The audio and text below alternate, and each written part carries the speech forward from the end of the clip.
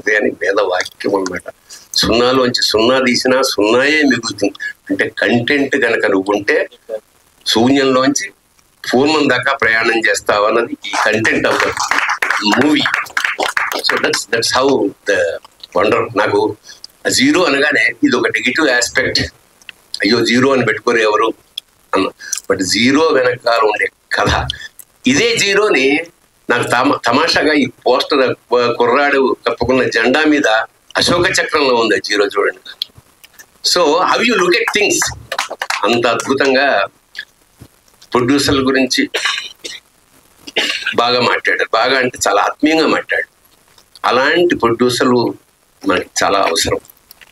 పూర్వం అలా ఉండేవాళ్ళు మా ఇండస్ట్రీలో, చాలా ఆత్మీయంగా ఉండేవాళ్ళు ప్రొడ్యూసర్స్. ఒక్క ఇన్సిడెంట్ చెప్తాను. ఒకసారి కోదండరామిరెడ్డి గారు అన్నం తిని ఇలా చేయి కోసం వాటర్ కోసం చూస్తున్నాడు. ఆ పక్కనే ఉన్న ఇది 25 ఏళ్ల క్రితం సంగతి. అప్పుడే బిస్లరీ కొత్తగా వచ్చింది. ఆ పక్కనున్న బాయ్ టపామని బిస్లరీ విప్పేసి చేతి పోస్తే చేయి కడుక్కున్నాడు. చేయి కడుక్కున్న తర్వాత రియలైజ్ అయ్యే డైరెక్టర్, అదేంట్రా ఇది నీళ్ళు పోసేసాం, ఇది చాలా కాస్ట్లీ అన్నట్టు. ప్రొడ్యూసర్ చూస్తున్నాడు. ప్రొడ్యూసర్ ఈ బాయ్ని పక్కకి పిలిచాడు.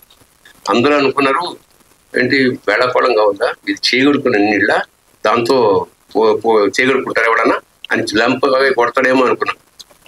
ఆ ప్రొడ్యూసరు 100 రూపాయలు తీసుకురాయి, నా కంపెనీ పరువు కాపాడేవా, మా డైరెక్టర్కి ఇవ్వాల్సిన రెస్పెక్ట్ అది. So that was the stage of the producers అండి. ఆశ్చర్యపోయే స్థాయిలో ఉండేవాళ్ళు. నేను పర్సనల్ ఎక్స్పీరియన్స్ చెప్తాను. చిన్నారి స్నేహానికి నేను వెళ్ళినప్పుడు, అప్పుడే నాకు కొత్తగా పెళ్ళయింది. అంటే కొంచెం లెంగ్తీగా చెప్తాను, నేను ఒక్కనే కదా, తర్వాత ఎవరు లేరు. ఇప్పుడు నెల్లూరులో షూటింగ్ అయితే అందరినీ ట్రైన్లోనో వాటిలో పంపారు. నాకు ప్రత్యేకంగా కారు పంపాడు ప్రొడ్యూసర్. శ్రీనాథ్ ప్రొడక్షన్స్, నాకు ఇప్పటికీ రంగారావు గారు, ఆయన దుబాయ్లో ఉండేవారు. ఆయన కారు పంపితే కొత్తగా పెళ్ళయింది, వెళ్తాను రమ్మనండి. మేము వెళ్ళాం, మాకు రూమ్ ఇచ్చారు. అయిపోయిందా, ఇంకా మా కొత్త అసలు ఏదో అత్తారింటికి వెళ్తే అలా చూసుకుంటారు, అలా చూసుకుని పొద్దున్న 5:30కి వాడు తలుపు కొట్టాడు. చూస్తే రాక్షసుడిలో ఉన్నాడు. ఏంటయ్యా, మాలిష్ చేయమన్నారు సార్. ఎవరికన్నా, అదే మీకే అండి.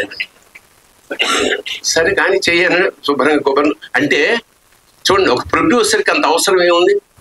అంతంత చిన్న డీటెయిల్స్ కూడా పట్టించుకునే ఒక స్థాయి ప్రొడ్యూసర్స్ చాలా తక్కువ మంది ఉంటారు.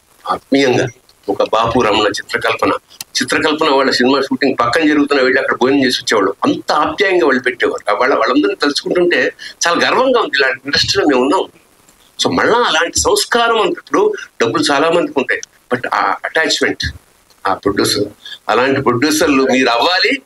మీ ఖచ్చితంగా అందరు ఆశీస్సులు ఉంటాయి. ఎందుకంటే ఒక కడుపు నిండా అన్నం తిని విన్నప్పుడు వాడికి వచ్చే ఆ తృప్తి మీకు 100,000 రెట్లలో మీకు తిరిగి డబ్బులు రూపంలో వస్తాయి. అది ఒకటి.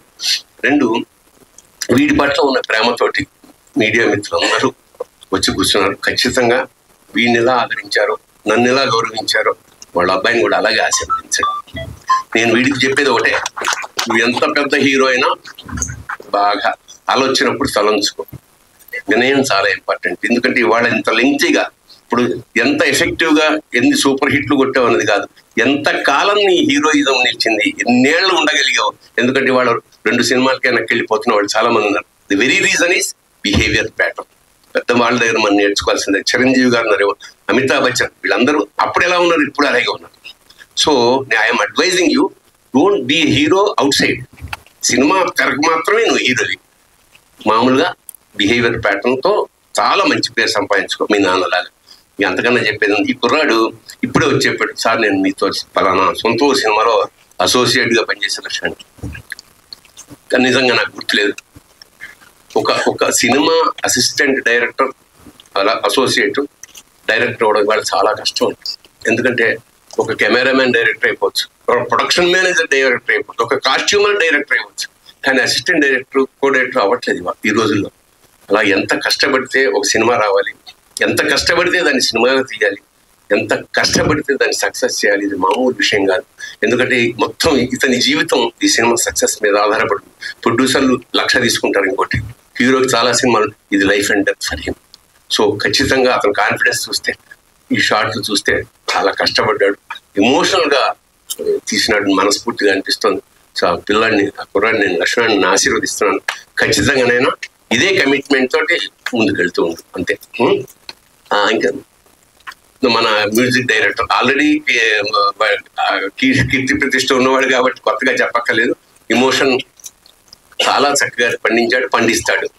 మరొక చివరిగా మంజుష చాలా బ్యాలెన్స్డ్గా ఈ కార్యక్రమాన్ని నిర్వహించింది. My blessings once again. నా మీడియా మిత్రులకి, వీళ్ళంతా నాకు ఎప్పటి నుంచో పరిచయం కాబట్టి ప్రభు నడవడు ఒరే అంటే కోపం వస్తుంటుంది. నేను జర్నలిస్ట్ని అంటుంటాడు, అందుకనే ఒరే అని అంత వేదావా అంటుంటాడు. అంత ఆత్మీయత పెంచుకున్న ఈ 40 ఏళ్ళ జర్నలిస్టులతో. సో తప్పకుండా ఈ సినిమాని మీరు గట్టిగా ప్రమోట్ చేయండి. Thank you so much. శుభం భూయాత్. శుభం.